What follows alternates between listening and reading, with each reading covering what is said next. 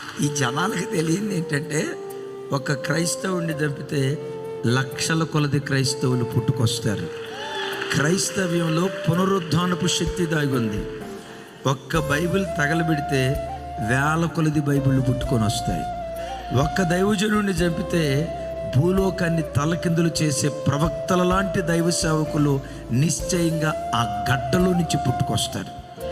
క్రైస్తవుని రక్తం ఏ నేల మీద ఒలికించబడిందో ఒక భక్తుడు ఇలా అంటాడు, హతసాక్షులంట విత్తనాలు లాంటి వాళ్ళట. ఆమేన్. యేసుక్రీస్తు నిమిత్తం చంపబడిన హతసాక్షులు విత్తనాలు లాంటి వాళ్ళు. విత్తనం విత్తితే ఏం జరిగింది? ఒక్కొక్క రక్తపు చుక్క విత్తనం లాంటిది. ఒక్కొక్క రక్తపు చుక్క చెట్లయితే ఒక్కొక్క చెట్లో నుంచి ఎన్ని ఫలాలు. ఒక్క చోట దేవుని బిడ్డలు చంపబడితే అక్కడి నుంచి ప్రభంజనం పుట్టించడానికి దేవుడు కృప చూపిస్తాడు. చప్పలు కొడితే యేసయ్యకు స్తోత్రాలు చెప్దాం.